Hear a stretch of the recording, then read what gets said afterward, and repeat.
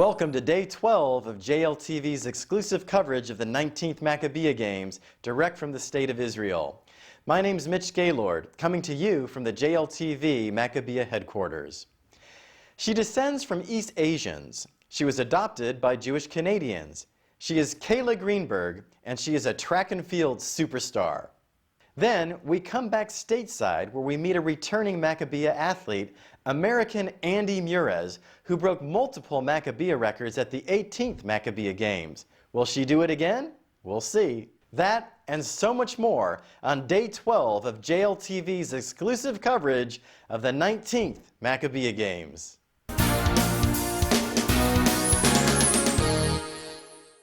Hey, so we're here in Jerusalem to watch the Canadian basketball game, and we're going to say hello to my personal friend, Amar'e. I'm going to introduce him to Eran, JLTV's basketball NBA guru. For those of you that don't know, Amar'e is the power forward for the New York Knicks. Six-time All-Star, one of the best big men in the league. We're going to get him on camera.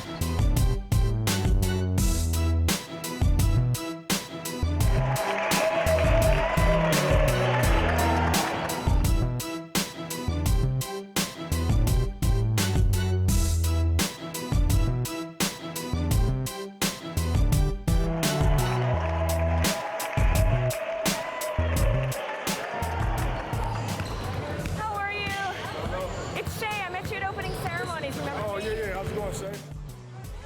All right, I got a really tall player. I have a feeling he plays basketball. Are you excited to come to Israel? Oh, this is unbelievable. What a great turnout this is. So what position do you play? Forward. You play a forward. You know, I also play college basketball. No, but I'm coaching for this team. I play for the New York Knicks. Oh! I don't know that much about basketball, as we've already heard, so I'm going to hand you off to our guru. This is Eran. Amar'e. I'm here in Jerusalem with the tall and talented six-time NBA All-Star power forward for the New York Knicks, Amar'e Stoudemire. First of all, I'd like to say I'm a native New Yorker, diehard Knicks fan, as you can tell by my shorts. I'd like to thank you for bringing back competitive basketball to the Big Apple. How's your time been in Israel, Amar'e? It's been awesome. I'm loving every moment of it.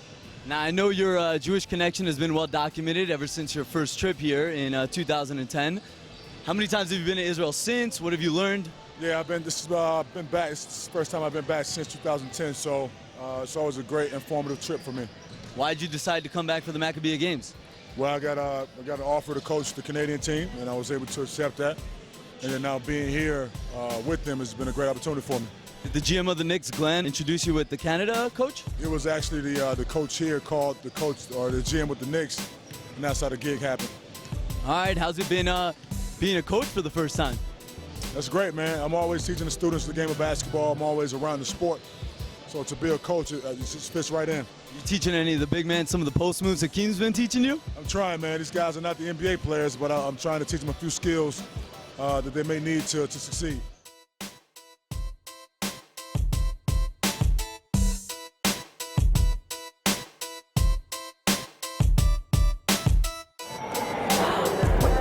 You know what I'm thinking? Let's suit up. Let's suit up! Team Canada! What number are we? We're You got on. the ball, you ready to go? I can do this. I can redeem myself. Show me how to spin it.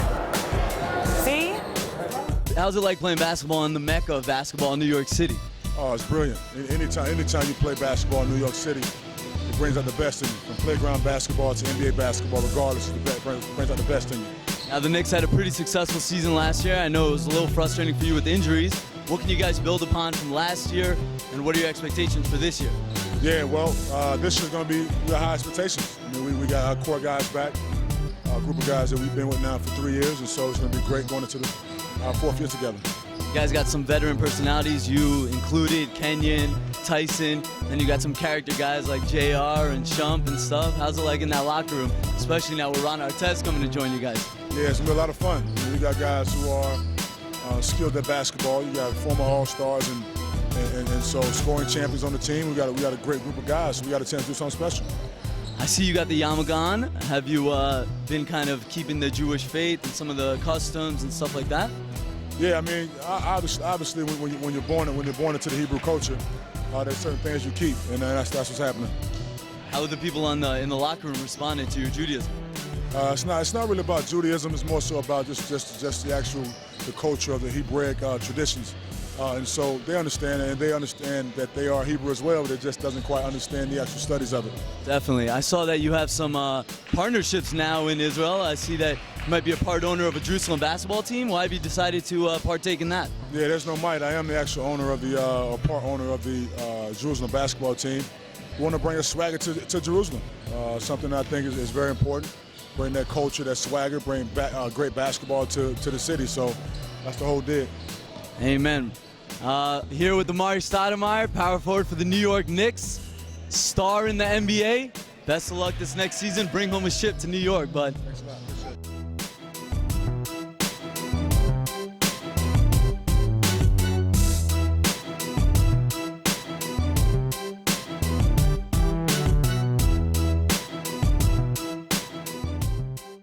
For JLTV in Jerusalem, Israel, I'm Shay Yuval. And I'm Eran Shargal. Got my Knick gear on, and we just interviewed Amar'e Stoudemire.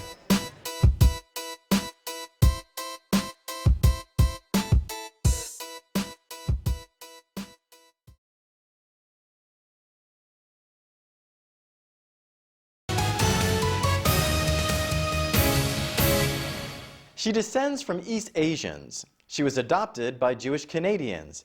She is Kayla Greenberg, and she is a track and field superstar.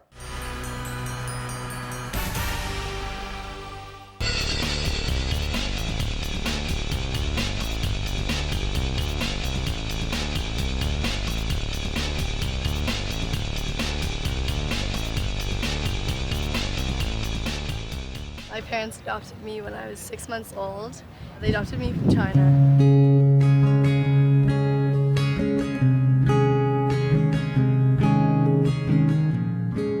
A lot of people ask me whether I remembered life before or I regret being adopted, but I've known them all my life, so obviously I call them mom and dad, and you don't really remember anything before 3 years old, so of course you don't really remember what life was like in China at the orphanage.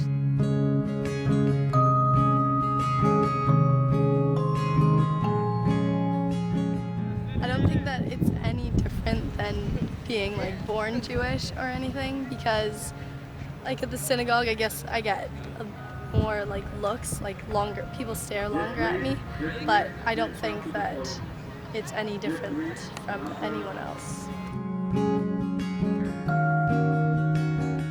There aren't very many Jewish Chinese girls, although when I was little we went to Jewish Chinese get-togethers during Hanukkah and Passover and things like that. It was more when I was really young, and we would also do Chinese things, so it would be Jewish events and it would be Chinese events, so we would celebrate Chinese New Year and we would celebrate Passover and Hanukkah, and it was really a combination of both cultures.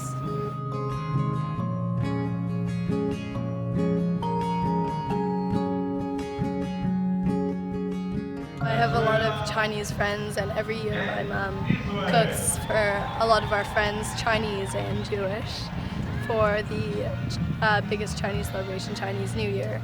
And I also take Mandarin at school, and I've been pushing really hard for it to be taken again this year because they dropped Mandarin, and obviously Mandarin is really important to me because it's my original language, and it's going to be really important to me, I think, when I'm older, just for me.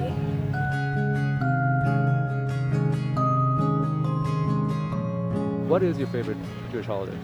I like Hanukkah. Why do you like Hanukkah? I love latkes. And I just like that the light of the candles represent so much. It's just a fun holiday too.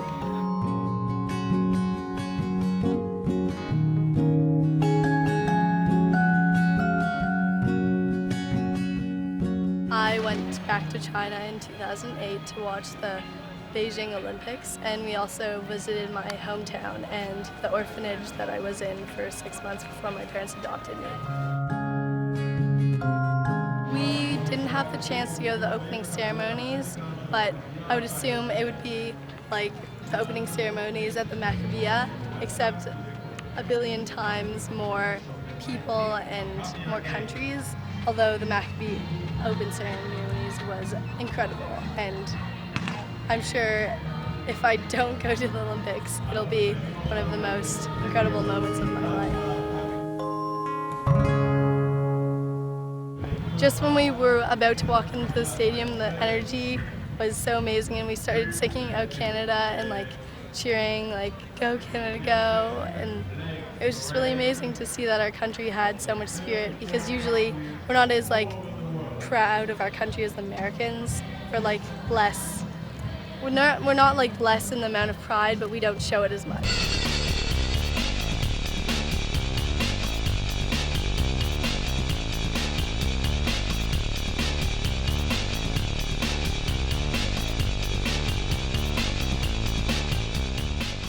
It's a whole different experience coming here with the Maccabi Games, because it's just more about like competing and experiencing Israel like now, like as a teenager, as a teenage athlete competing at the Maccabi Games, whereas with my family it was just about seeing Israel and experiencing Israel.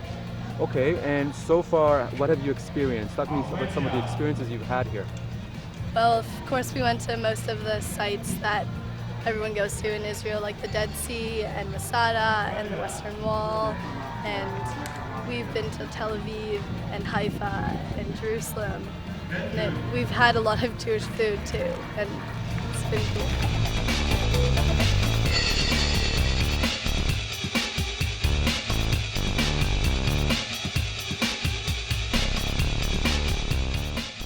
I guess, like, in the whole Maccabi Games, I've only learned very many other nationalities in terms of like color or anything, but I guess I've seen 2 other people who've been adopted, and they're Chinese and Jewish, and they're from the US team and they do fencing, which I thought was really cool. What do you think it means to your parents having you take part in the games? My dad feels very strongly about me competing in the Maccabi Games because he was very into sports but could never take it to a level that I'm competing at. And I think he just is very excited by the fact that I can compete in my first international event, and it being such a strong connection to Israel and to me being Jewish. And how about your mom? My mom, I think she feels the same way. She just doesn't express it as much as my dad. What has been the most exciting part for you? Most exciting? So far, yeah. I think that competing will be the most exciting.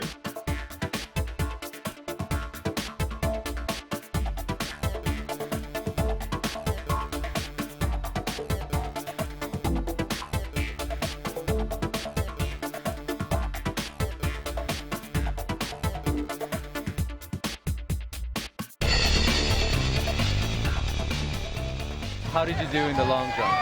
Well, I came 4th by 1 centimeter, which is really frustrating because it's just like this much. But I wasn't jumping my best today, but oh well.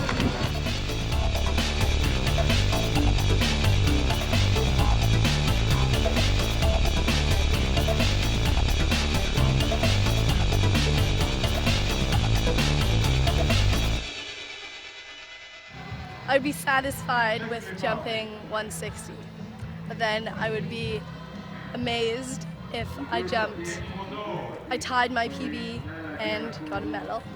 And I would be ecstatic if I jumped 170 or got a new PB and got a gold medal.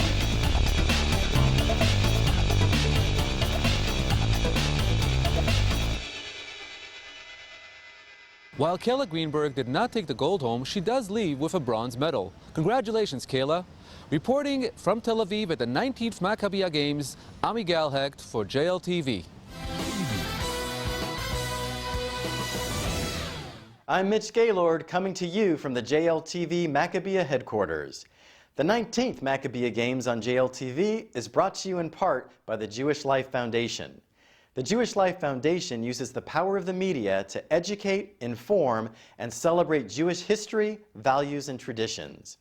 If you would like to support the efforts of JLF, you can sign on to www.jewishlifefoundation.org, where you can make a tax-free charitable contribution. On behalf of the Jewish Life Foundation, we sincerely thank you for your support.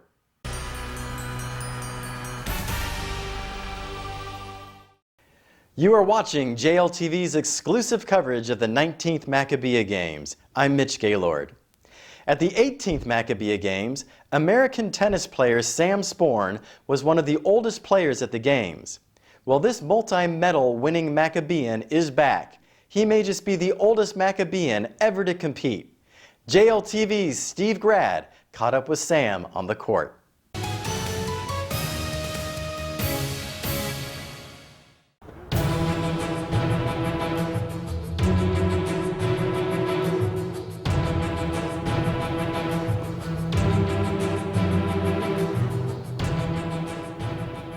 How do you do it?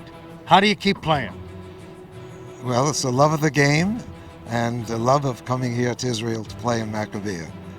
Sam, you didn't start as a child protege, and a prodigy rather, in tennis. What happened? Well, I picked up a racket at age 22. I was in the second year of law school, and it was love at first sight. And actually, I met my wife that summer too, so it had two loves at first sight. So how did you become proficient enough to be such a competitor? Well, I'd always been a active sports kid, played punchball, stickball, softball, basketball, and so when I picked up the racket, it was just a natural thing, and I loved the game, and I tried to develop as I played. What about your first Maccabiah? Tell us about that. Well, of course, it was exciting. I tried out in Philadelphia. I made the team, and that was the first of 7 Maccabiahs. So that I was 51 at the time, and that was my first Maccabiah, and this is the 7th. 51, and that was your first. That's correct.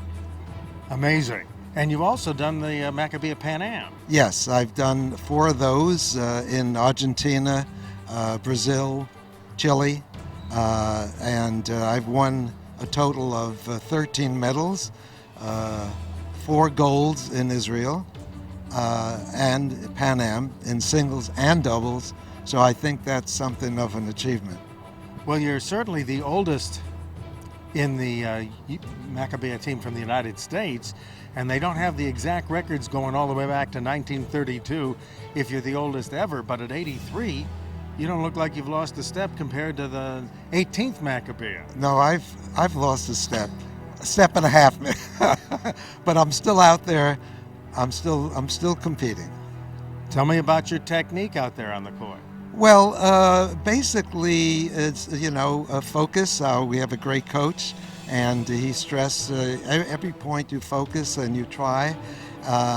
You want to keep the ball going and hit the last shot. That's the goal. Hit the last shot. You beat your partner Bob Sockolov by 1 month in age. So how is it playing together? How do you work that out? Well, we knew each other way back. He had actually won doubles with a chap in 1989, and he and I won doubles in 2005 here. So we've been great friends, and we decided to partner up for this event. And he's from San Francisco. So here he is, and we're playing in the finals, which is a great thrill. How did you match up? I mean, you're from San Francisco, he's from Brooklyn. We tolerate the Brooklyn, it's okay. It's all right. No, we've known each other. We've played doubles with and against each other, I guess, for 30 years. So he knows my game or lack of game, and I know his game, and we support each other. But he's always been a partner I can depend on, and I'm very happy to be playing with Sam. It's not exactly cool out, and it hasn't been in Israel in the summertime. How do you handle the heat while you're playing? Well, I'm from New York, So we have some pretty tough summers and tough humidity. So I just like to think I'm playing in the New York hot summer. How do you handle the heat? I'm not used to this heat. I'm a California boy. We don't have this kind of humidity and heat. We play, and we also play on hard court, not clay. So it's a totally different game for me. But I like it. Sam Sporn at age 83 is the oldest player at the Maccabiah Games. However, his doubles partner, Bob Sockolov, is just a month behind him in age. And one other thing about Bob, he happens to be a part owner of the San Francisco Giants. I bet most Giants fans don't realize you're here right now. No, I wish I was in San Francisco because they're playing the Cubs, and we always do well against the Cubs, but we've dropped 2 in a row. I get it online. I stay in touch.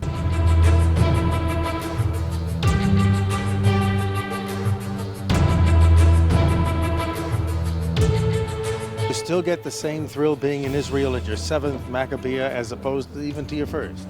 Yes, I have to say I think it's even more to see the development of this country and to see the achievements that the Israelis have made, notwithstanding the various wars, notwithstanding their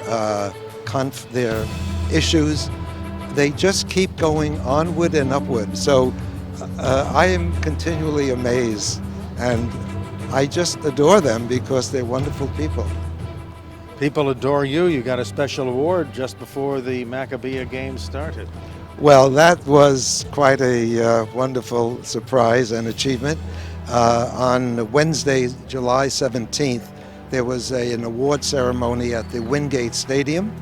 I was one of several inductees from all different sports, swimming, walking, lifetime achievement. So I was very, very honored to get the Chairman's Award of Excellence. It was the first type of award they gave, and I was honored to be the first. Well, you've certainly accomplished a lot. You're accomplishing a lot in this Maccabiah, the 19th, and I'm sure that at age 87 you'll be back for the 20th Maccabiah Games. Well, one step at a time. Of course, that would be a further thrill. And well, we'll cross that bridge when we get there. These octogenarian athletes certainly give us all something to aspire to. It shows it's never too late to take part in athletics, and it's certainly never too late to take part in the Maccabiah Games. Reporting from Ramat HaSharon at the Tennis Center, I'm Steve Grad at the 19th Maccabiah Games on JLTV. This just into the JLTV Maccabiah headquarters. Sam Sporn and Bob Sockolov take the silver medal in Grandmasters tennis doubles. Congratulations, gentlemen.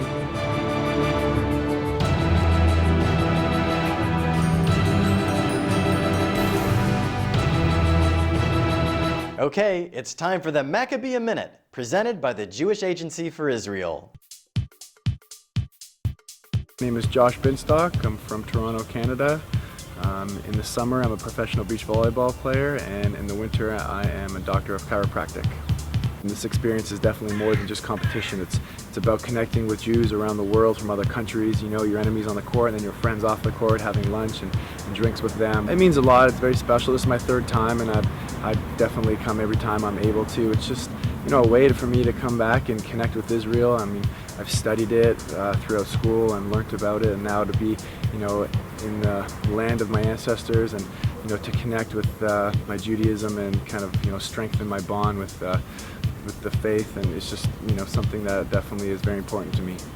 The most meaningful experience I've had in Israel, I would have to say, was definitely going to Masada. I remember just being there and, you know, getting a little emotional, understanding what happened there and why, you know, they sacrificed their lives, and it just kind of gives, you've learned about this, you know, the occurrences there, and it just gives you a really sense of appreciation of, you know, the character of the Jewish faith, Judaism, their resilience, their love for what they believe in, their passion, their values, and, you know, it just really strengthens your bond to Judaism and identity as a Jew, and it's really something that was very moving and I'll definitely never forget. I've had a lot of people supporting me throughout my career as well, you know, outside of Maccabi and inside. My parents, they've always, you know, instilled Jewish values in me and my grandparents as well. And without them, I wouldn't really be able to come here. So it was something that they made. It was important for me, and I really got to thank them because they were supporting me since day one, and my brother and family were always there for me as well. So I'd have to definitely not underestimate the effort they provided for me.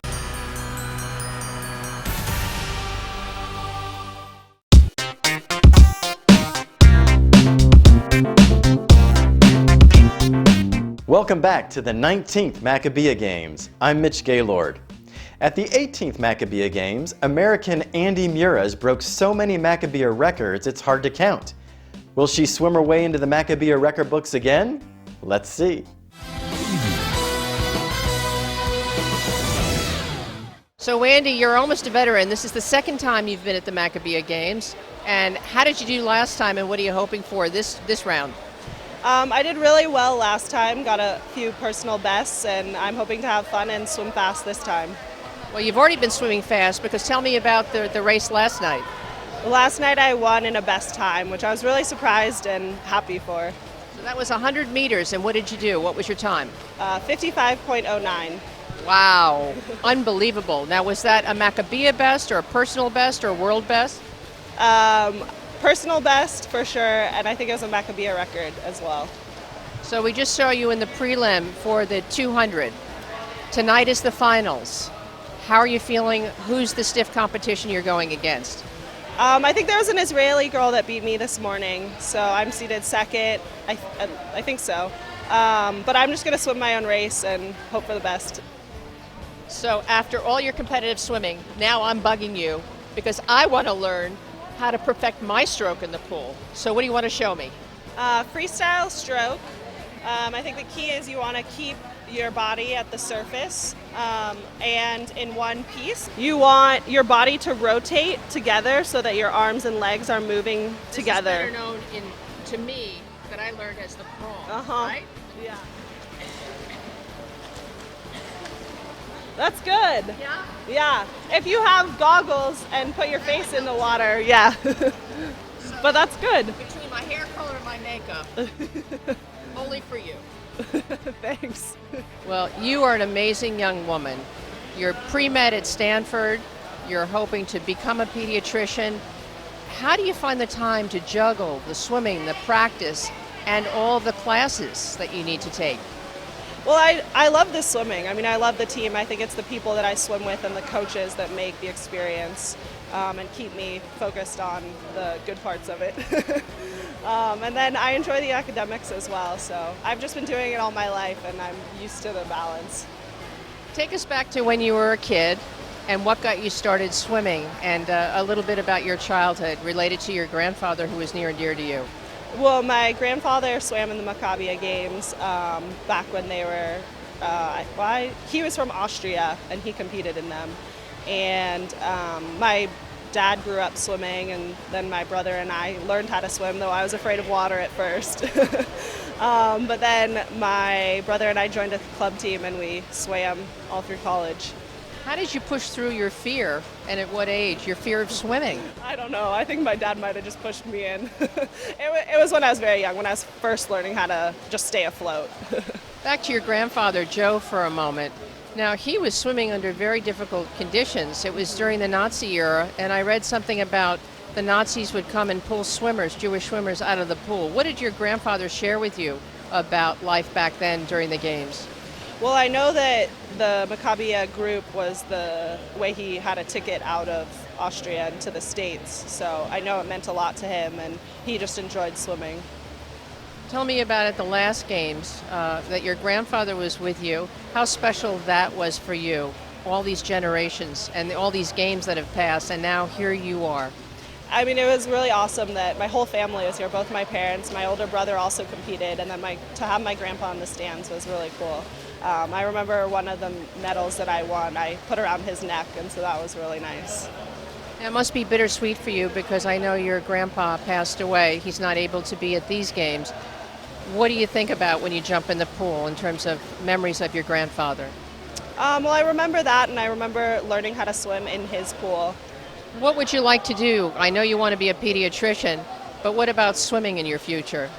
I'm going back to school next year to finish up my degree, so I think I'll continue training then, and who knows how long I'll go for. So what is it like to be the parent of a serious swimmer who's also a serious intellect? As she goes to Stanford and wants to become a doctor, I hear. Yes, she's pre-med. Just have to give them as much freedom and as much support as you can. And I try and see her swim meets, and if she's home, I make her food. I clean up her room, and she doesn't have to. Now, your mother shared with me a few details about what happens when you're not in the pool. And that means, according to her, that she has to clean up your room. How true is that? Not true. I don't know. I'd say it's organized in my own way. I know where stuff is, even if it's buried under other stuff. Well, look, you can't be great at everything, right? No. So tonight, big event for you. What comes up after the 200? I swim, well, the 400 free relay is also tonight, which I'm excited about. I love relays. And then the 100 back tomorrow, and the 200 IM, and the 50 free the next day, as well as the 800 free relay and the 400 medley relay. And how much do you want your mom to be cheering and to be near you when you're swimming? I want her to cheer loud. She's a good cheerleader. So when you're in the pool for a while, you're doing that 200, that's 4 long laps. Your mind must wander, I imagine. What do you think about? I think the best races are when I get out of the pool and can't remember what I thought about, and so I try to have that focus, but I don't know. Sometimes I'll think about where other people are or what I'm going to eat afterwards.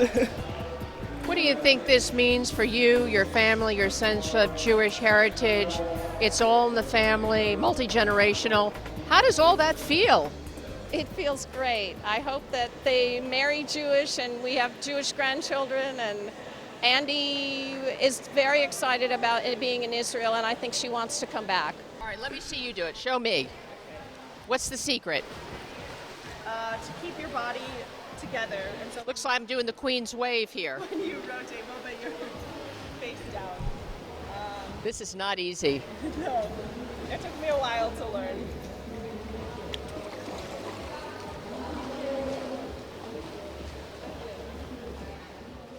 Okay, so she makes it look easy. It does take practice. Moving that whole body together and scoring in record time. That is amazing.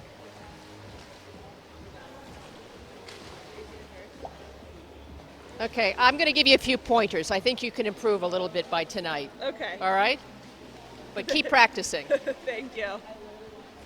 I'm Susan Neisloss for JLTV, reporting from the 19th Maccabiah Games, and I'm here with one of the most extraordinary members of the U.S. team. Say goodbye, Andi. Bye. This just into JLTV Maccabiah headquarters. Andi Murez has won 6 medals at these games, 4 gold and 2 silver for Team USA, and set a new Maccabiah record in the 50-meter freestyle. Congratulations, Andi. When we come back, we're going to meet the men of American Masters Soccer, 45 and over.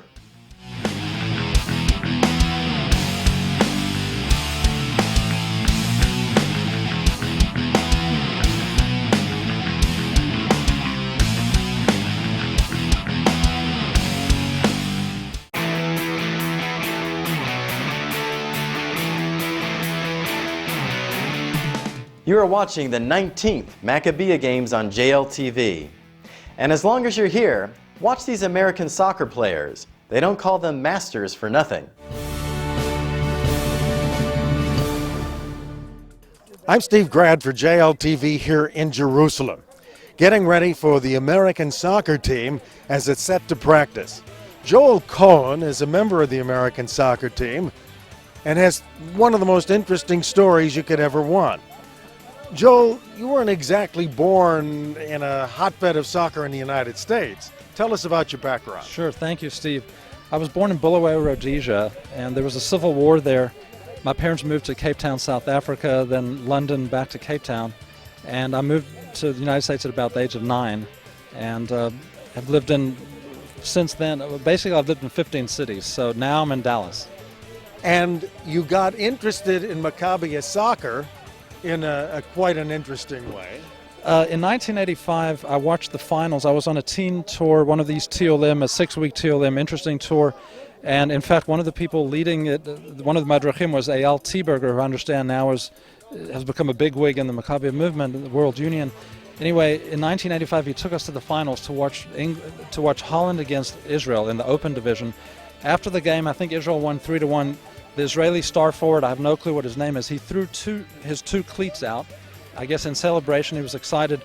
I caught one, it hit my friend Michael Abel in the shoulder with the other. Anyway, I kept that cleat. My mom wasn't too impressed because it was extremely, as they say in Hebrew, mulach, it was extremely dirty. After a year or two, she threw it away, and I was a little upset. But what that did was it inspired me to maybe think, well, maybe one day I would like to play in the Maccabi Games myself. Fast forward 4 years later, the U.S., I wasn't able to try out for that team in 1989 because I was studying at Tel Aviv University for the year, but there was a South African team that was banned in 1989, and the Maccabi movement needed to fill out a 16th team for the bracket to make the brackets even. So they picked basically one player from various parts of the world to form that 16th team. I had played for the Tel Aviv University team, so they, I guess, were impressed, and they picked me to be the U.S. rep for that team. Unfortunately, what happened, I was practicing one day just in a pickup game in Ramat Chen on a Friday afternoon, and I headed the ball, came in, pretty hard, and it was a powerful impact. And unfortunately, it broke my cochlea in the right inner ear. They operated. I lost about 2/3 hearing, and so, to be honest, Steve, I was somewhat down and out about that. And I thought, gosh, everyone's got various dreams. A career dream in terms of profession. A social dream to find some nice Jewish woman and marry her. All sorts of dreams. This would have been my athletic dream, and I thought, well, here, it shattered because of some freak accident.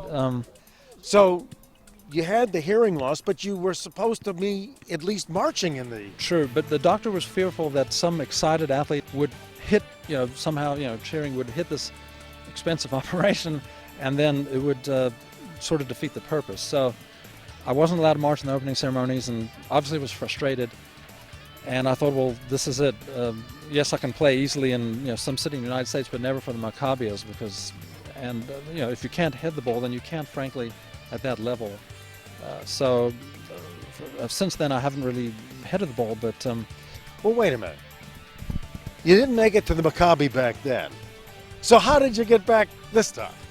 I was, great question, I was just researching, and I had heard rumors about some older age group, a master's group, and thought, gosh, this is worth exploring, and then sent in my application, spoke with various people who were on the committee, and went to New Jersey for one tryout, Phoenix for another, and then the New York training camp. So 24 or 28 years later, here I am meeting Steve Grad, and I'm so happy to meet Steve, and possibly, unless something negative happens, I'll appear in the Maccabians playing.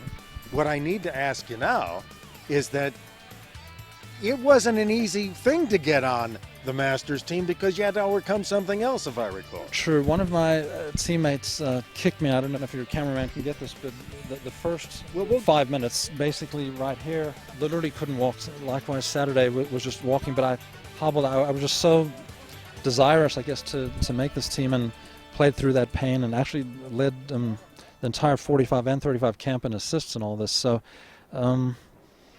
yeah, it's always been an athletic dream, and here we are, and I can't believe this is about my 8th time in Israel, and loving every minute of it. Hopefully I will over the next 2 weeks. I haven't been here since 1995, so it's been also challenging in terms of trying to find cousins, because in Israel, of course, they've added a 9th digit with the phone number since 1995. So I've played detective. I've spent more hours, I would argue, on Google, via LinkedIn, Facebook, this, that, trying to find cousins than I have practiced employment law, to be honest. Don't tell my clients that. Back to soccer. What's it like playing with fellow Jews for and against? What is the feeling here in Eretz Yisrael? It's amazing. I mean, again, this is my first time playing the Maccabias, but it's so weird. In Dallas, I'm one of maybe 2 guys on a team of 20, and normally every year we go through a different rotation of players, and normally I'm literally the only one, or maybe one of 2. Here, of course, literally every person here on the team is Jewish, so that's one thing that makes it terrific. And then likewise, in terms of the second part of your question, playing other countries. I mean, how often would I have a chance to play a team of all, Chilean Jews or Argentinian, right? So that's what makes it exciting as well, to see the different styles that they play. That's going to be fascinating. And just even after the match, the differences in Dallas, maybe you're ticked off with your opponent afterwards who's hurt you. Here, of course, what I can imagine, what I've seen on the internet is, you're actually hugging your fellow Jew from Brazil, whatnot, and so that'll be an interesting feature as well. Well, there's nothing like being at the Maccabiah Games, that's for sure, as an athlete and as a spectator. And we're very happy you made it this time in your second try. So Joel Cohen, everybody will be watching you, and good luck to the American team. Thank you, Steve. And JLTV, please support Steve and company.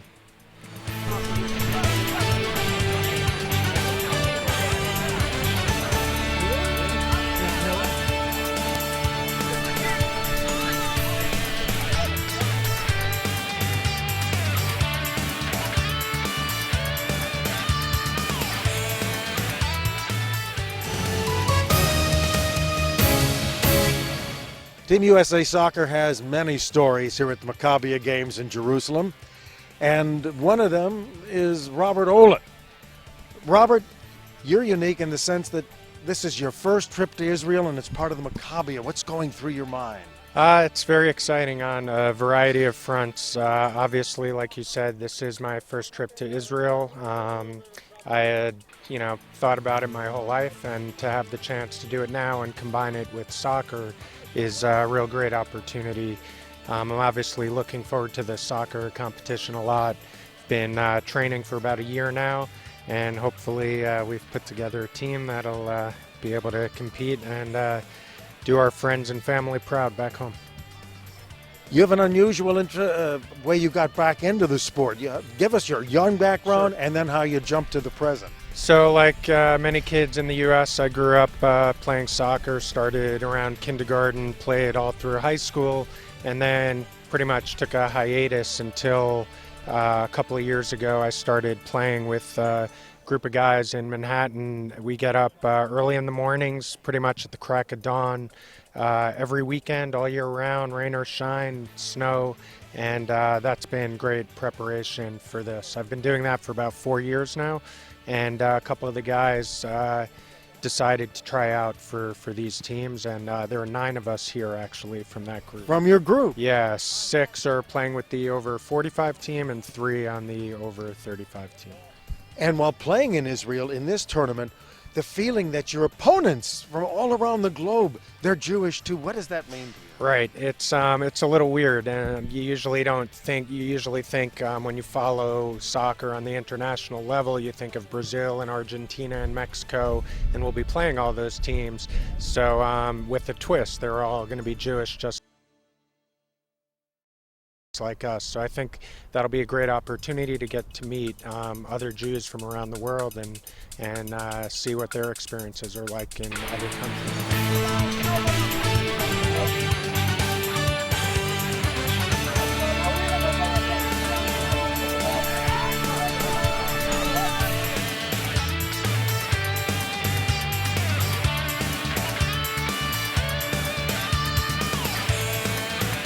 Just an outstanding event, and the soccer competition is fierce.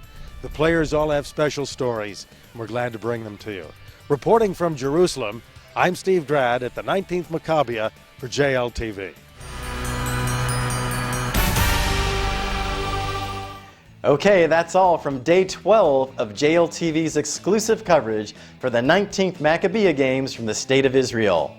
Be sure to tune in tomorrow for live coverage of the closing ceremonies from the 19th Maccabiah Games in Israel. I'm Mitch Gaylord.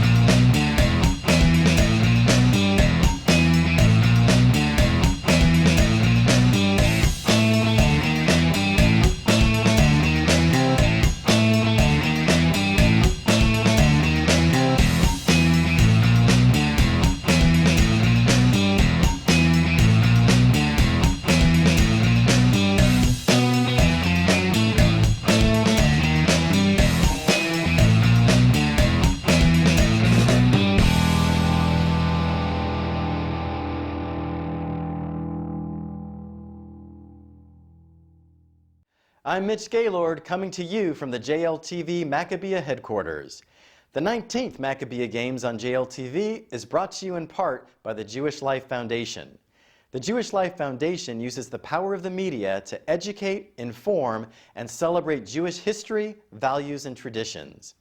If you would like to support the efforts of JLF, you can sign on to www.jewishlifefoundation.org, where you can make a tax-free charitable contribution. On behalf of the Jewish Life Foundation, we sincerely thank you for your support.